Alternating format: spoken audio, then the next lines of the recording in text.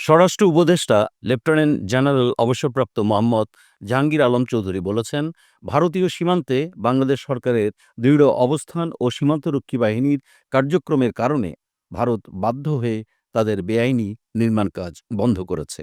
রোববার সচিবালয়ে আয়োজিত এক সংবাদ সম্মেলনে স্বরাষ্ট্র উপদেষ্টা বলেন, গেল ৫ আগস্টের পর ভারত সীমান্তে নতুন কিছু করেনি। আমরা আশা করেছিলাম তারা আর অবৈধ সুবিধা নেবে না।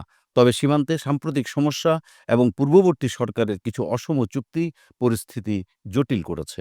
স্বরাষ্ট্র উপদেষ্টা জানান, ভারত বাংলাদেশ সীমান্তের ১৫০ গজ এলাকার মধ্যে কোনো প্রতিরক্ষা সামগ্রী স্থাপন বা উন্নয়ন কাজের ক্ষেত্রে উভয় দেশের সম্মতির প্রয়োজন। বিগত সরকারের আমলের ২০১০ সাল থেকে ২০২৩ সালের মধ্যে কতগুলো অসম কাজ যেগুলো ভারতের করা ঠিক হয়নি, কিন্তু তখনকার সরকার তাদের কতগুলো সুযোগ দিয়েছিল।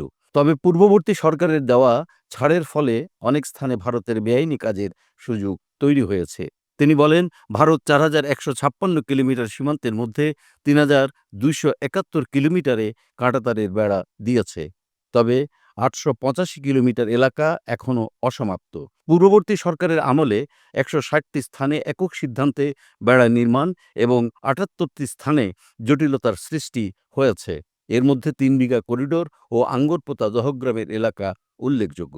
জাহাঙ্গীর আলম চৌধুরী বলেন, বিজিবি ও স্থানীয় জনগণের শক্ত অবস্থানের ফলে সীমান্তে ভারতের নির্মাণ কাজ বন্ধ করতে সক্ষম হয়েছে। তিনি বিজিবি, স্থানীয় জনগণ ও সাংবাদিকদের ধন্যবাদ জানিয়ে বলেন, তাদের সক্রিয় ভূমিকার কারণে সীমান্তে কাজ বন্ধ রাখতে ভারত বাধ্য হয়েছে। আগামী মাসে দুই দেশের সীমান্তরক্ষী বাহিনীর মধ্যে উচ্চ পর্যায়ের বৈঠক হবে। সেখানে অসম চুক্তি বাতিল এবং সীমান্তে সমস্যা সমাধানের বিষয়ে আলোচনা হবে। স্বরাষ্ট্র উপদেষ্টা বলেন, আমরা একটি চিঠি প্রস্তুত করছি যাতে অসম চুক্তিগুলি পর্যালোচনা করে সেগুলো বাতিল করা যায়। আমরা আশা করি আলোচনার মাধ্যমে সমস্যার একটি স্থায়ী সমাধান হবে।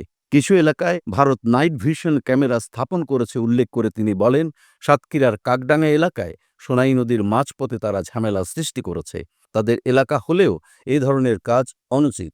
তবে সীমান্তের কিছু জায়গায় এখনও উন্নয়ন কাজ বন্ধ হয়নি।